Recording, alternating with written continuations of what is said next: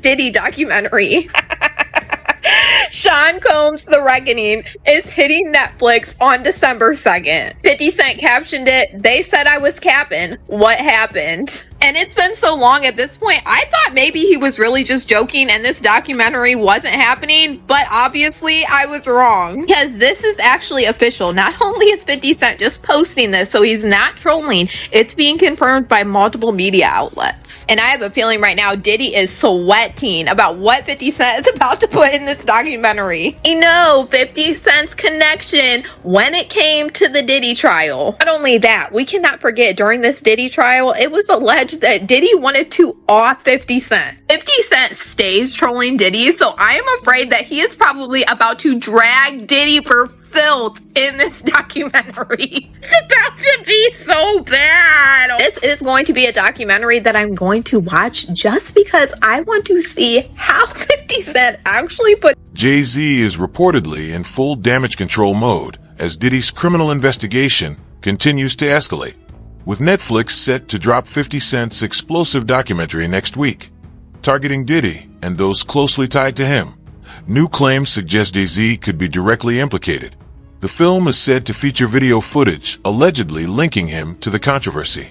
Meanwhile, newly leaked video showing Diddy from inside federal custody has surfaced, adding even more fuel to an already raging fire. That you've been working on. Diddy do it? Right. You've been saying for years that you feel you knew Diddy's character. Right.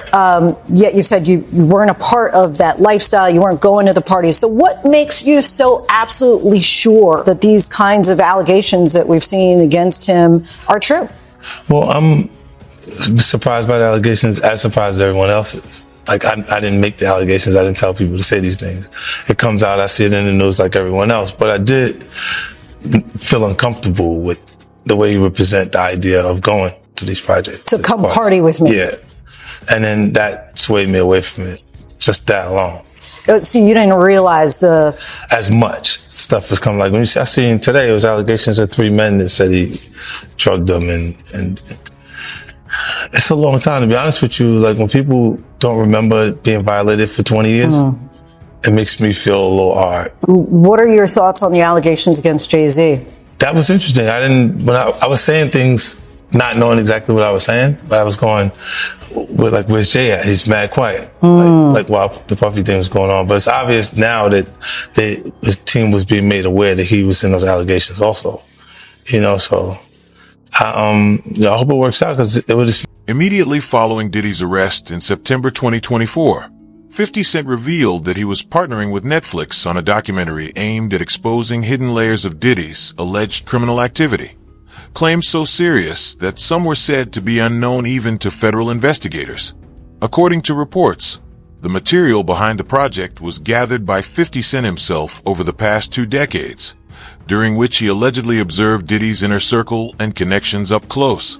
The documentary is being framed as a long-awaited exposé, with 50 Cent positioning himself to reveal what he claims is the true architect behind it all.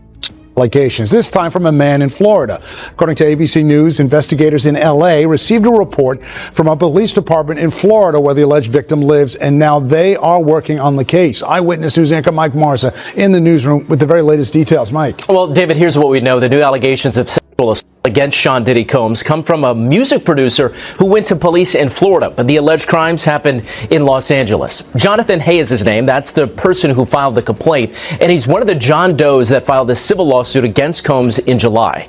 The first alleged incident was in September of 2020 in L.A. Hay alleging that Combs performed sex acts in front of him and asked for oral sex. In a second incident, in 2021, Hay claims that C.J. Wallace, the son of the rapper Notorious B.I.G., took him to a location where 2 men put something over his head, he says, before Combs forced himself on Hay several times. Combs is currently serving out a sentence in Fort Dix, New Jersey, following his conviction earlier this year on 2 prostitution-related charges. Combs' representatives have not yet responded. 50 Cent has said that his documentary series won't center on the current rumors or internet speculation, but will instead break down how Diddy's alleged criminal operation actually functioned behind the scenes. According to the claims, The series presents detailed evidence outlining the structure, methods, and key players involved. It's also alleged that the material featured in the documentary played a direct role in triggering a fresh criminal investigation into Diddy. I think there's like a famous quote from someone who was acquitted, and he said, all right, where do I go to get my reputation back? Right. I mean, social media was a light. Beyonce's next. Jay-Z's next. All the people in the inner circle is next. Yeah, and the problem is there are just so many pictures of the two of them partying together, and he clearly was at a lot of Diddy parties. How powerful was Jay-Z when you were doing business with him? Was he already a power player where if he wanted to ruin someone's life or make somebody a star, he could do it? I met Jay-Z and I signed to Rock Nation. I didn't want to drip myself in blood and cover myself and swim in goop, in black goop, and fucking like wear devil horns to fucking sell a record. Fuck that. Or be a witch. Or be that. These latest claims are just a fraction of the more than 100 civil lawsuits now stacked against Diddy. And it's worth remembering that a single criminal case, if it connects the dots, could put both Diddy and Jay-Z behind bars for life. Jay-Z isn't just a casual associate. He's been described as Diddy's longest-standing ally. By Diddy's own admission, Jay is the one person who knows all of his secrets. With over 100 witnesses stepping forward, the real question becomes, how likely is it that one of them ends up pulling Jay-Z into the spotlight as well? I'm gonna lie to you, I thought he was trolling because I do think 50 is a guy to kick you when you're down, and Diddy did seem like he was down for a long time. Pause.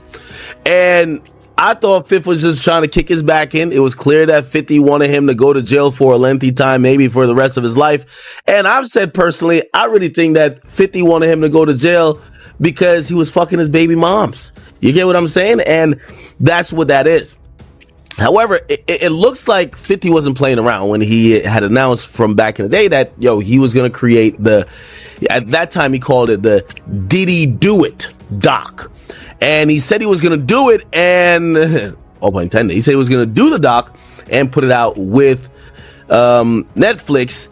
And it appears that he wasn't capping. Netflix has actually put out a press release. Variety and other outlets picked it up. And they have announced that there is a release date, December 2nd, which is the Netflix documentary series from the executive producer, Curtis 50 Cent Jackson. And it is called Sean Combs' The Reckoning. It's going to only be on Netflix. And yes, 50 is the executive producer. Now, I'm going to be honest with you. This is a huge power move by 50. Now, I love 50, so we're not going to get into certain stuff, but 50 doesn't have the cleanest history. Sometimes I feel like when they go for these type of docs, the Surviving R. Kellys, they go for the most woke person to present the doc because you kind of need somebody to soapbox. With all due respect, I'm not saying 50 had freak-offs and shit like that, but 50 is 50 Cent, bro. You know what I mean? It's like 50 Cent isn't the most model human being. Not saying he's been accused or he does stuff that Diddy does, but 50. King Academics responded to Netflix's recent announcement by pointing out that 50 Cent allegedly possesses extensive evidence against Diddy and those tied to him. What many seem to overlook is that Diddy was arrested under RICO charges. Yet despite being found guilty of transporting adult workers, no one else was convicted alongside him.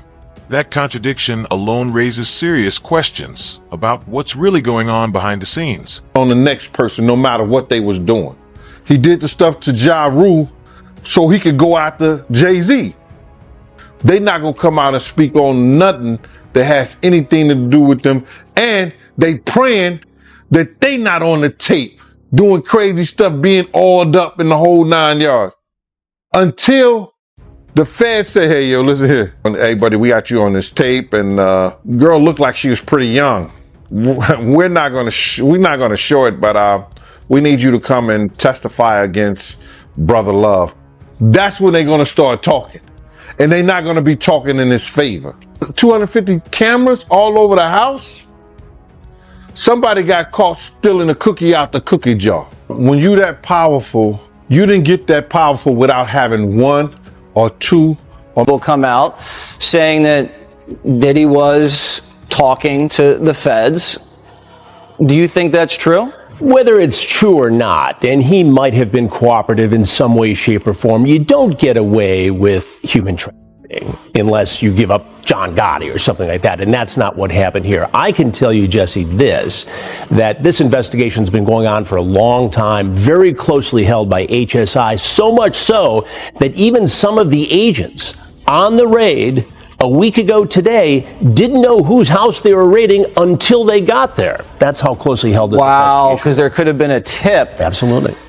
And there are allegations that he was paying law enforcement through his chief of security, which also happened to be Michael Jackson's chief of security. I don't know if I buy into that. You know, people in Diddy's situation like to have those involved in law enforcement close to them. But that doesn't mean they're taking payoffs. That doesn't mean they're doing big favors. They like that closeness. It's just like how Diddy was able to court Diageo or Estee Lauder. He was very successful in doing that, and that made him a lot of money and gave him credibility outside the hip-hop rap world. And that's what he was trying to do here, a lot like what Epstein did with very... It's been widely claimed that a powerful industry figure appeared in Diddy's so-called freak-off tapes, yet never faced charges. As additional allegations and evidence continue to surface, speculation has grown that the individual seen alongside Diddy was Jay-Z. At the same time, reports suggest Diddy is now fully cooperating with federal authorities and is willing to give up anyone they're targeting. As long as you don't do no and stuff like that, they'll let you go around and pay you to protect them. You understand? To protect him. We had a lot of people on the payroll when we was doing security. Somebody might have this first 10 hours, that 10 hours, or whatever. He was paying law enforcement. He had a budget for law enforcement. Now, if something goes wrong, those people got friends in certain places. Then plus he tells his handler, yo, can you make this go away for me? I'll give you this and that. Now, that could be a lot of speculations or whatever like that. But why would you have or be working for a FBI agent if you're not an informant? Why? So when you got that kind of money, you could hire people to make a lot of things go away for you. Like you hire lawyers. Those lawyers have police officers and people working for them and investigators. Those investigators were former officers. So all of them in the backyard. Gene Deal has echoed these claims, saying he witnessed it firsthand. According to him, Diddy was operating as a confidential informant for federal authorities. The argument is that Diddy's sense of immunity didn't come from his influence or fame, but from his usefulness as a source. As long as he kept feeding information, there was little incentive to move against him. Now, the allegation is that the same cooperation is being leveraged to build a case against Jay-Z. Of this week, we broke a story last night that Donald Trump is seriously considering commuting his sentence. And there has been a lot of fallout with our story. By the way, commuting his sentence before he's even in a prison. Right. He's still at Brooklyn MDC waiting to find out which prison he's going to. But this is something that President Trump is considering. And the fact that he's considering it is causing a bit of an internal war at the White House because not everybody in the administration thinks this is a good idea. So we are told this, and this is coming from somebody high up in the White House. We broke that story, incidentally, that right after the sentencing, his legal team, Diddy's legal team, got in touch with somebody who had the president's ear, and that the president was looking at paperwork. And the president acknowledged that like 2 days later. Yeah, in the Oval Office. 2 days later. Yeah. So we now know that Trump is considering. We're told that he's kind of waffling. He's going back and forth on this, but there are staffers in the White House telling him. Diddy's strategy of cooperating with authorities to save himself appears to be paying off. According to TMZ, a presidential pardon is reportedly in the works, potentially paving the way for his release from prison as soon as December. pushed back to June of 2028 instead of May of that same year. The news coming after reports of Combs drinking in prison, something he denies, after he was accepted into a rehab program in prison that could have reduced his sentence by up to a year. He's also been accused of making a prohibited three-way phone call from prison.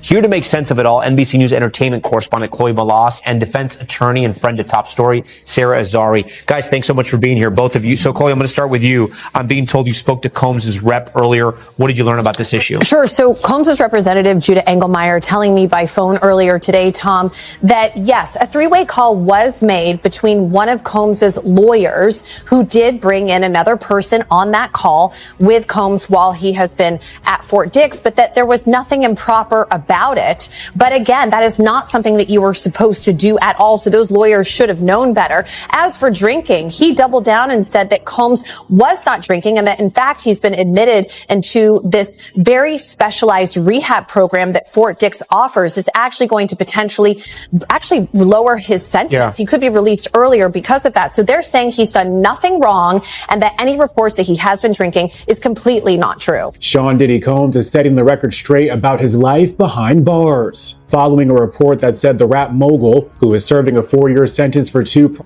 related convictions, was caught drinking homemade alcohol in prison. His spokesperson emphatically denies the allegation, telling People magazine in a statement published November 9th, there have been several false and reckless reports circulating about Mr. Combs. He has not violated any prison rules. His sobriety and self-discipline are priorities, and he is taking them seriously. The 56-year-old was recently transferred to a low-security correctional facility in New Jersey after spending over a year at the Metropolitan Detention Center in Brooklyn. At the new institution, he was alleged to have created a mixture of Fanta, sugar, and apples, which ferments into alcohol after 2 weeks, TMZ reported. The spokesperson continues, this is only his first week at FCI Fort Dix, and unfortunately, rumors will surface throughout his time there. We ask the public and press to give him the benefit of the doubt, the privacy to focus on his personal growth. 50 Cent has made it clear he's determined to see both Diddy and Jay-Z face justice. When he learned Diddy was angling for a presidential pardon, 50 reportedly planned to personally call President Trump to block it. In the end, he didn't have to. Less than a week after pardon rumors surfaced, Diddy was caught drinking in prison, a serious violation that could add an extra year to his sentence. Where he is making recommendations and handing out different movies and books for his fellow inmates. I'm really fascinated just by the library itself. But you're seeing him here. This is him reporting to work, taking off his jacket, taking off his scarf, and settling in for a day on the job. It looks like a public school library. Yeah. It's this was the chapel, and this is the media library in the chapel, which is where Diddy's currently working.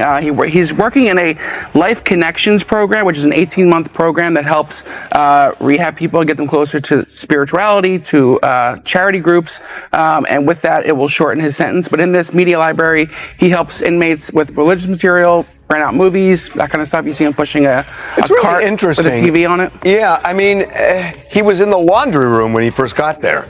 Yeah, this got to be his first assignment. This got to be a promotion. Yeah, it feels like a promotion. It feels like maybe he tried the lunchroom and put in a request for something different. In the same period, videos of Diddy inside prison began circulating, and surprisingly, he appeared unusually cheerful.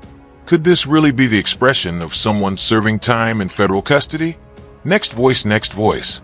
Once the footage surfaced, 50 Cent wasted no time mocking Diddy, claiming his grin wasn't about freedom, but about being exactly where he wanted, surrounded by attractive men.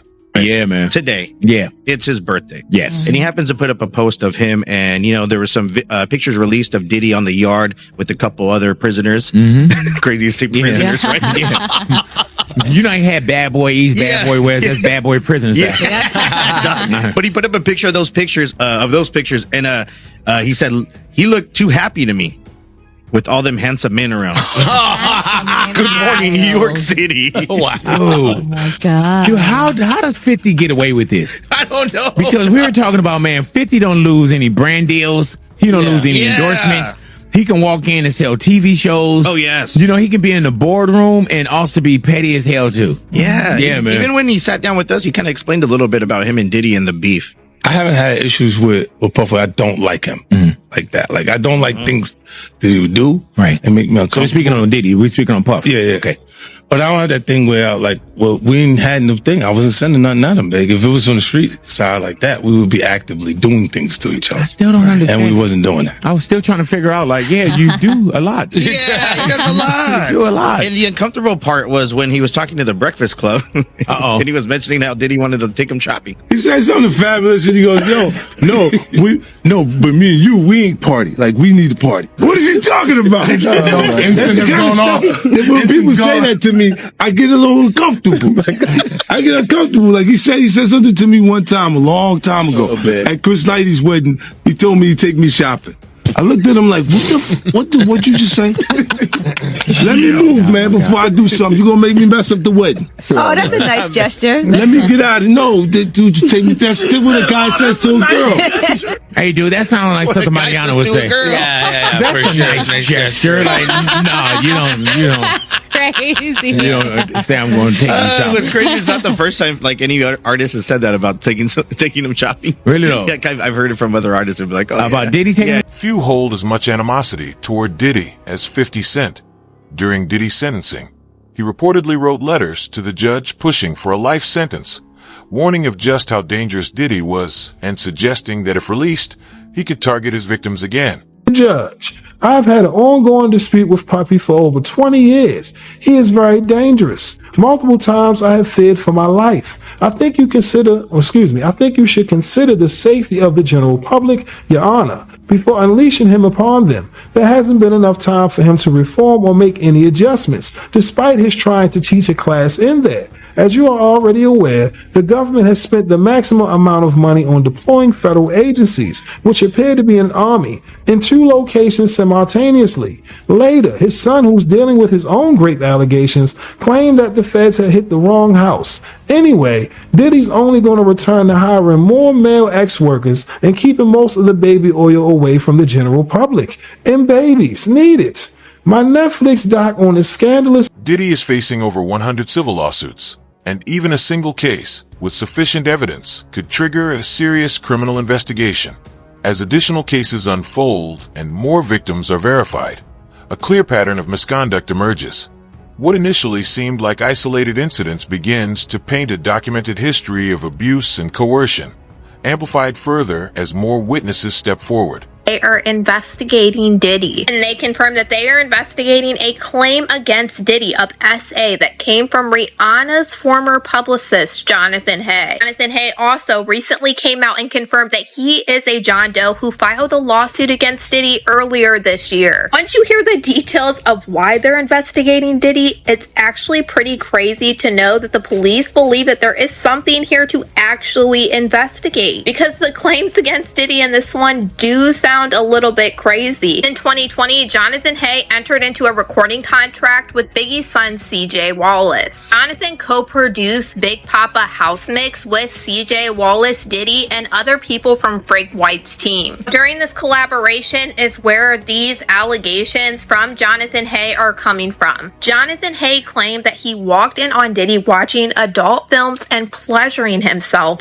and then finishing on Biggie's t-shirt that was around at the time because they were getting ready to enter Biggie's clothing into the Rock and Roll Hall of Fame. Jonathan Hay then claimed that Diddy looked at him, threw the shirt at him, and started laughing and said, "Rest in peace, Biggie." This is where CJ Wallace is going to come into play. Jonathan Hay alleges that CJ Wallace and Willie Mack lured him into a meeting where Diddy would allegedly SA him. Important to note that CJ Wallace did just sue Jonathan Hay earlier last week, claiming that all of the allegations that he made against him were false. He claimed that once he got to this meeting, Diddy was yelling and screaming and ordered everybody else to leave but Jonathan Hay to stay. And then Jonathan Hay would claim that Diddy tried to put it in his mouth. Now, Diddy has denied all of these allegations, saying that they're all false and they're all meritless, and he looks forward to fighting this in court. I will say it is very crazy that the Los Angeles Police Department have launched an investigation into these claims against Diddy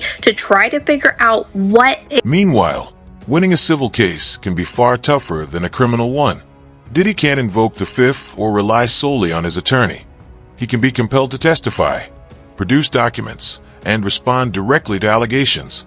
This is often where even the most powerful stumble, because under oath, every answer carries the risk of becoming a legal trap that could lock him up for life. Those civil claims, because he is facing a mountain of civil claims. It felt like they were coming fast and furious there after he got indicted on the federal charges, the criminal charges. Then the civil deluge of lawsuits started to come out. Does this change the calculation on the civil side at all? Does it help him? What do you think the effect might be? So certainly, there were so many civil lawsuits, it was hard for us to even keep up. They were filed every single day.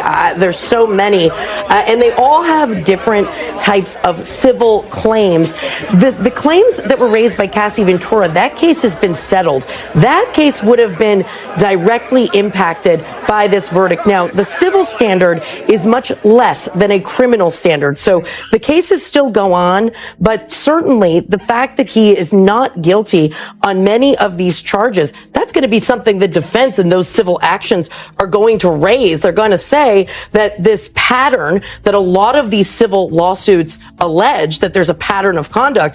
Well, look at this criminal case. There's been a determination. That being said, it's not binding on any of those. So those continue on. And the standard is so different. So much lower. So it's beyond a reasonable doubt in a criminal court, the highest standard under the law. In a civil court, it's what's called preponderance of the evidence, meaning if you believe he engaged in the conduct, 51%. So just over half, then he can be found liable. So it's liable, not guilty.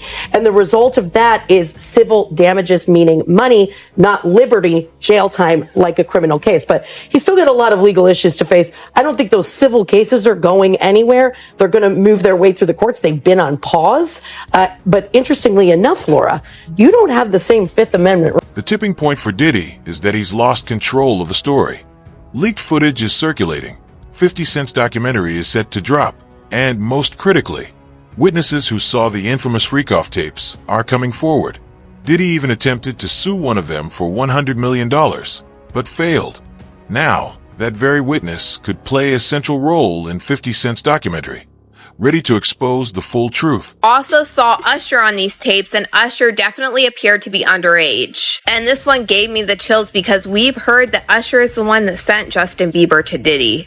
Courtney Burgess sat down with the Too Strong channel here on YouTube and started naming some of the celebrities that he saw on these tapes. Were kids involved in these parties that you can verify from looking at the tapes? If Justin Bieber was older than he's supposed to have been, yes. If Usher was older, well, Usher was definitely young. Okay. You understand? His shoulder part was, the blood was all in his bed. You understand? It looked like they came home from a event, a party or something. Went on to explain how Danny Boy was also in one of these videos with Mary J. Blige and Diddy together. And Danny Boy admitted when he was 15 that Mary J. Blige flew him out to New York and he slept with her while he was underage. Mary J. Danny Boy, okay. You know what Danny Boy is? I heard that before. I don't, I've been so far away from hip hop, I forgot, but I have heard that name, Danny Boy. Danny Boy back then, he looked like he was about 16. They both was about. He also claimed that Jaden Smith, Will Smith's son, were in these videos, and he also said that there was photographs and videos of Diddy eating off of young girls. Pictures or images of any of this stuff? Yeah, I got Justin Bieber, Will Smith's son, whatever his name is. Other females on the table, they was young. Jay-Z has been keeping a low profile, staying silent, and avoiding the spotlight, likely because the last thing he needs is for his name to surface in next week's documentary. The big question is Jay-Z guilty by association or guilty by involvement? Did he simply turn a blind eye? Or was he an active player in Diddy's hidden world? Share your thoughts in the comments.